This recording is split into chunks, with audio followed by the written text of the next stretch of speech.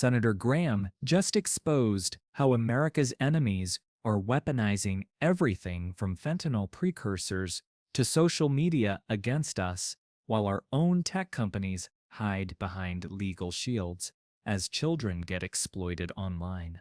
What Patel revealed about China's role and social media's astronomical threat should terrify every parent in America.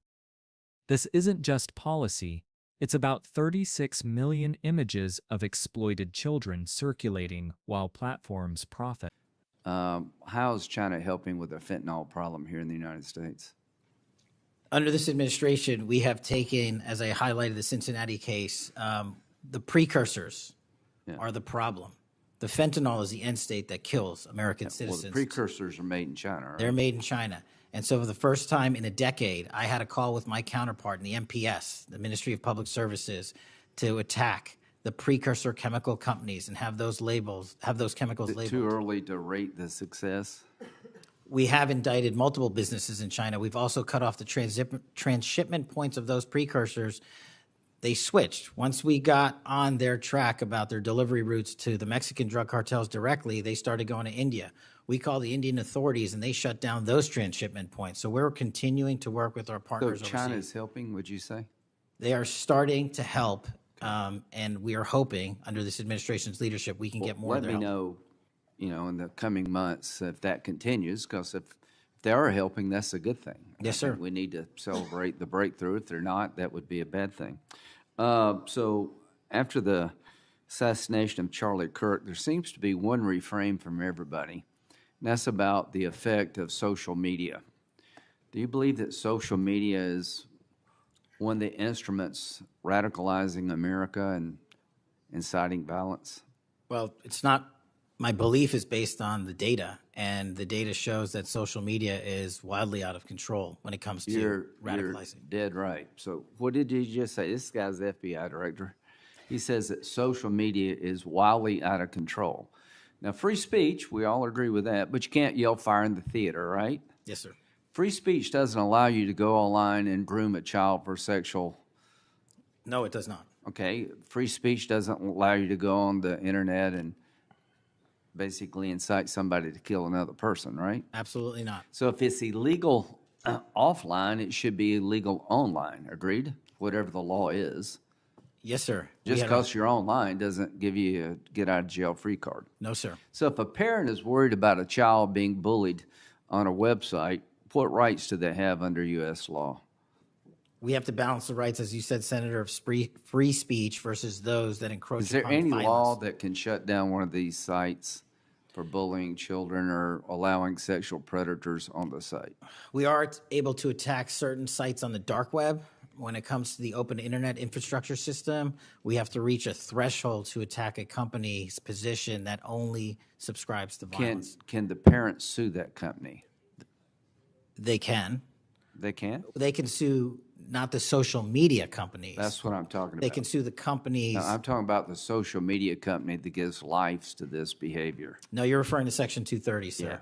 Would you advocate a sunsetting of Section 230 to bring more liability to the companies who send this stuff out? I've advocated for that for years. All right.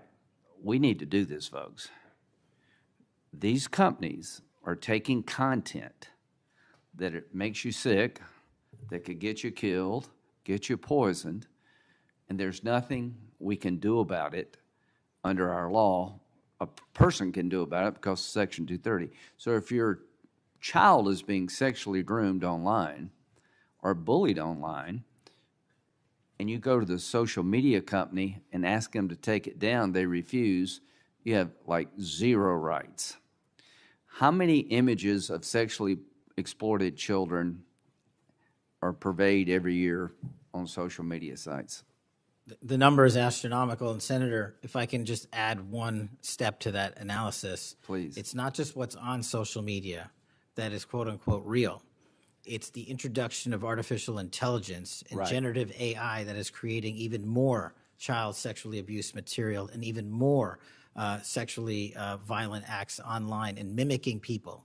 Would you say that the way social media is structured today, really no accountability, 36 million images in 2023 of sexually exploited children, that this is a public health hazard? It is.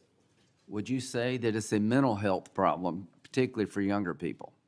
It absolutely is. Do you agree that some of these sites are designed to be addictive? I think not only are some of these sites designed to be addictive, unfortunately, the reality is some of these sites are designed to generate income, and many people are generating income based on this illegal trade. Do you think it's now time for America to deal with this problem? I'm all in. I have been all in, and I'm happy to work with Congress to do so. Well, I tell you what, having the FBI director all in is great news for me, and I hope the committee will respond and that we'll be all in, trying to fix a problem that I think is doing a lot of damage to our country. When it comes to John Bolton, was there new evidence involved in the raid on his home?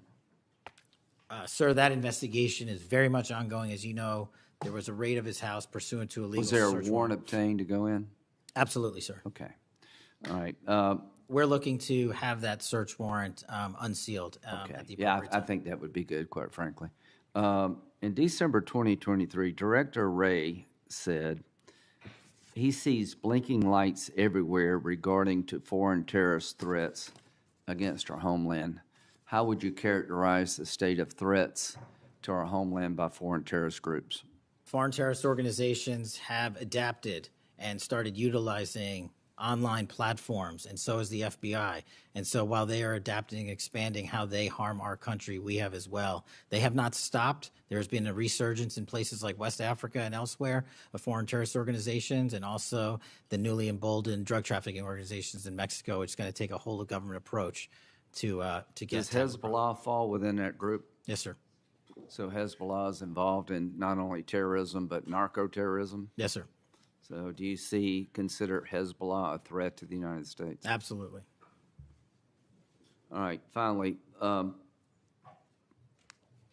you have enough people Sorry. to do all this? Do you need more people? You're involved in a lot of things, and the numbers speak for themselves. You have FBI agents helping here in Washington, D.C. You have FBI agents helping in illegal immigration. That's good. You've got a chance here to tell us if you need more people. Seems to me that threat level of this country is pretty high right now. You got thousands of domestic terrorism cases. How many are being investigated? I think 3,500 off the top of my head. 3,500, okay. Anyway, it seems your plate's pretty full. I would urge you to get with your people, and if you think you need more people, now's the time to do it.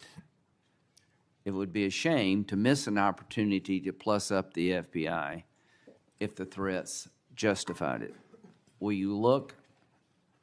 I will look, sir. Okay, but are you comfortable you have enough people right now? Right now, I'm comfortable with the reallocation of agents and personnel outside of Washington, D.C. and plussing up states like South Carolina in double-digit numbers, and I'll get back with my team on this one. Thank you for your service. Senator Whitehouse. What Senator Graham accomplished wasn't routine oversight.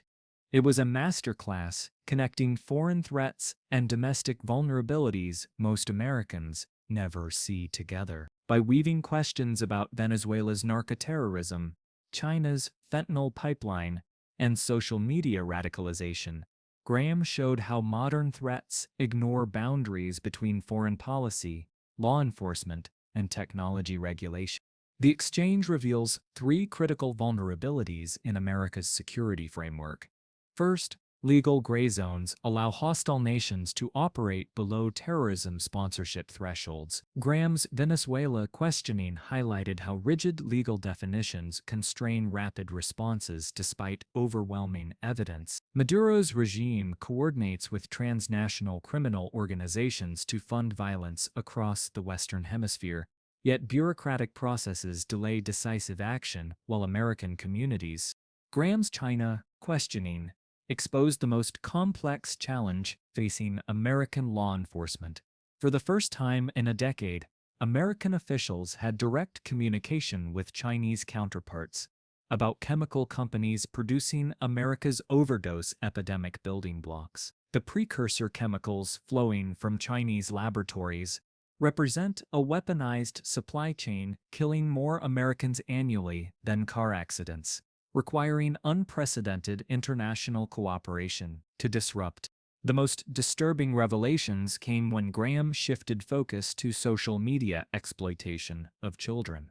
36 million images of sexually exploited children circulated on major platforms in 2023 alone, representing not just a statistical crisis, but a systematic failure of corporate responsibility and legal accountability. When Patel acknowledged that social media platforms are wildly out of control in radicalizing violence and facilitating abuse, he was confirming what parents witness daily but remain powerless to combat under current legal frameworks that prioritize platform profits over child safety. Graham's sustained focus on Section 230 cuts to corporate accountability in the digital age. This legal shield allows platforms to host dangerous content without publisher liability. Originally protecting free speech online, Section 230 now enables exploitation at industrial scale. Artificial intelligence dramatically worsens this by industrializing child abuse material production faster than investigators can track, creating exponentially expanding threats current legal frameworks can't address. Graham effectively connects separate threats. Venezuela's narcoterrorism funds instability. China's chemicals fuel addiction. Social platforms radicalize while hosting exploitation. These interconnected vulnerabilities hostile actors exploit simultaneously. Patel's responses reveal FBI capabilities and constraints. The Bureau tracks drug routes from South America to American streets and coordinates internationally, but it operates within legal authorities, lagging behind evolving threats. Even premier law enforcement faces limitations against global-scale threats. Traditional oversight struggles with modern threats. Congressional committees demand answers about operations, but underlying problems require sustained policy changes across agencies. Transparency must balance with operational security, complicating accountability. Graham's questioning forced acknowledgement that current approaches aren't sufficient. Conversations consistently return to needing new authorities and frameworks. When adversaries weaponize American technology against children while law provides limited recourse, sovereignty assumptions need updating.